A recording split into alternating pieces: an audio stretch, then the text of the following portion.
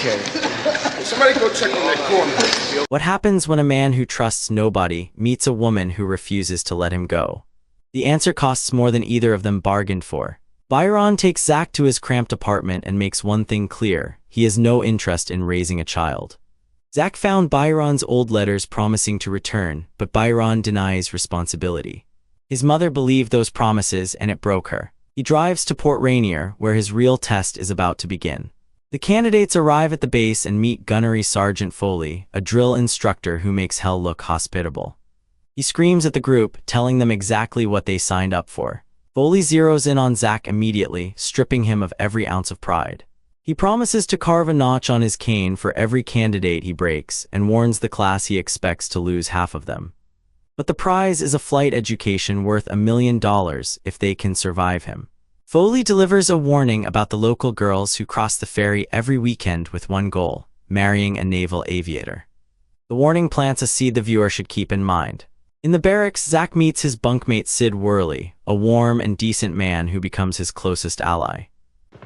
Just one thing in mind: a naval aviator. Meanwhile, across the Sound, two local women prepare for the weekend. One is Paula Pokrivki. The other is her friend Lynette, who has spent 3 years studying the Navy schedule like a roadmap to a better life.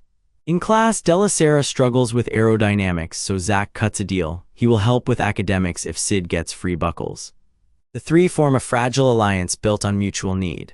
On Liberty Weekend, the candidates head to the Officers Club, where the local girls are waiting. Zach and Sid spot Paula and Lynette, the same two women Foley warned them about. Sid approaches Lynette while Zach starts a conversation with Paula that will change both their lives. Paula asks if Zach thinks he will earn his wings. She tells him he has to see himself succeeding. Then she looks at him and says he is a very pretty girl, and the walls between them start to crack. They leave the club together and Sid and Lynette pair off as well, exactly as Foley predicted. Guys a lot smarter than me, been dropping out like flies. No, you gotta say you're gonna do it. You gotta program yourself. You just gotta see yourself making it. I know, because I read this article. Back on base, Foley demonstrates martial arts, nearly choking a volunteer to prove a point about survival. The message is clear: behind enemy lines, the only thing standing between you and a prison camp is what you learn from him. At a social gathering, the couples fall into an easy rhythm that feels almost like something real. But trouble finds them when a local man picks a fight with Zach. The confrontation turns physical. Zach drops the man with a single punch, shocking everyone, including Paula. Paula says all she wants is a good time until he leaves and nothing more. But then she dares him not to fall in love with her, calling herself Candy. Remember that dare, because it will cost both of them more than they planned. Foley discovers the buckle scheme and confronts Zach in front of the entire class. He clears the room, leaving Zach alone with the one man who can end everything he has worked for. Foley demands Zach drop on request, but Zach refuses. So Foley puts him through a weekend of non-stop punishment, pushing him to the breaking point. Sucks. You know where the hardware store is? I need a buckle, man.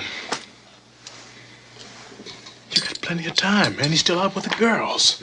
Foley digs into Zach's past, his alcoholic father, his mother's death, using every detail as a weapon. He offers Zach a beer and a way out, saying Zach is no closer to being officer material than he is. He pushes the final button, saying he pictures Zach as the type who would steal a jet and sell it to the enemy. Then Foley pushes too far and Zach breaks, screaming that he has nowhere else to go. Foley finally stops. Outside, Paula, Sid, and Lynette show up to support Zach, cheering from the fence. Foley asks if those are friends of his, and Zach says yes, and something shifts between them. Zach has survived. Zach and Paula grow closer, spending lazy mornings together that feel almost like a real life. Paula opens up about her mother, who works in a factory at 39, and how that picture drives her choices.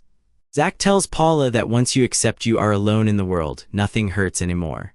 Paula sees through it, and Monetizing your movie content has never been easier. Upload your video, get a full recap and 10 shorts. ViralCade, link in the comments. Distance between what Zach feels and what he allows himself to show is growing wider. Meanwhile, Lynette asks Paula a question that shifts the entire story: would she get pregnant to trap Zach? Paula rejects the idea, but Lynette argues the candidates use them and leave like trash. The difference between these two women is about to cost someone everything. You're getting pregnant. I mean, I can't even believe you had that thought. It's real. But if you ask me, and the way these hotshot assholes had enough, and then it's just like we was trash. Zach visits Paula's house for dinner. After the meal, Paula shows Zach a photograph and the truth comes out. Her real father was an officer candidate, just like Zach. Her mother was one of the Puget Sound Debs Foley warned about. Zach realizes Paula is not just looking for a good time. She's looking for the life her mother never got. Meanwhile, Sid admits he has not written his girlfriend Susan in 3 weeks. Susan was his dead brother Tommy's girl, and Sid promised to marry her after Tommy was lost in Vietnam. The threads are tightening around all 4 of them. At TJ's bar, Zach sees Paula with a flight instructor. He apologizes for not calling, but Paula cuts it short, saying she has a date. She wishes him luck in flight training and walks away. The goodbye is clean and surgical. Now watch what happens when the candidates get one last shot at the obstacle course record. Zach attacks the course with everything he has, and the record is within reach. But then Zach stops going for himself and turns back to help Seeger, who is stuck on the wall. He coaches her through it, and the class chants her name. The moment proves Zach has changed, but it costs him the record.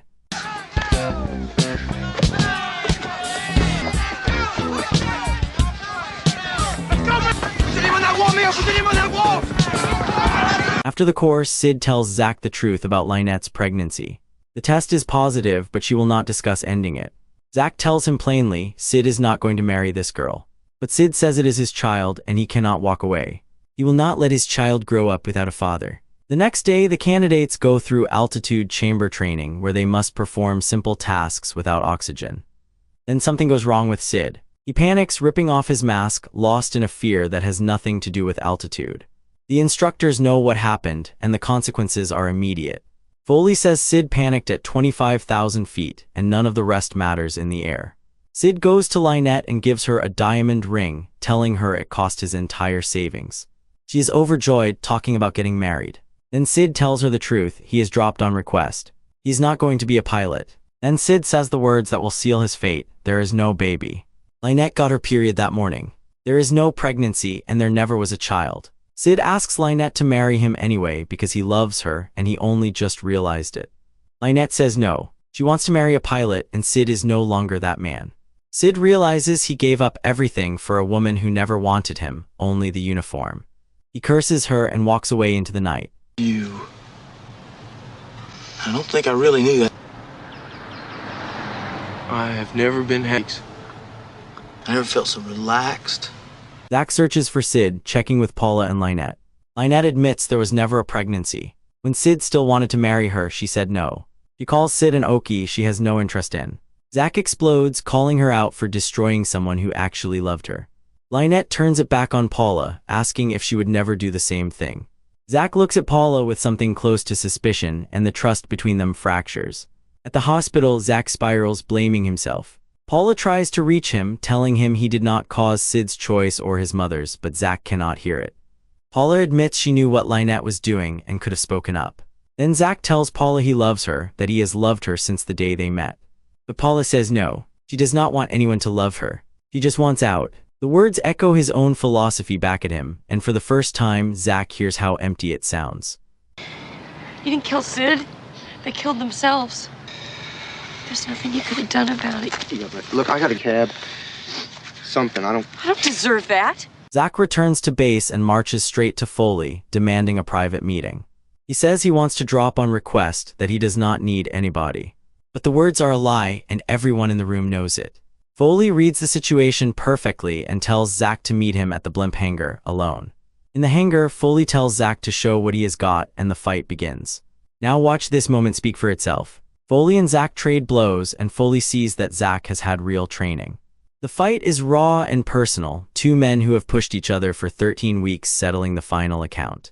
Foley says the words that end it all, Zach can quit if he wants to, it is up to him. But Zach does not quit. He stays on his feet, and that is the answer Foley was looking for. Meanwhile, Zach has one more place to go, and the question from the very beginning is about to be answered. He walks into the paper factory where Paula works, wearing his dress whites. He finds Paula, sweeps her into his arms, and carries her out of the factory as the entire floor erupts in cheers. The loner who trusted nobody has chosen to stay, and the woman who dared him to fall in love has finally won.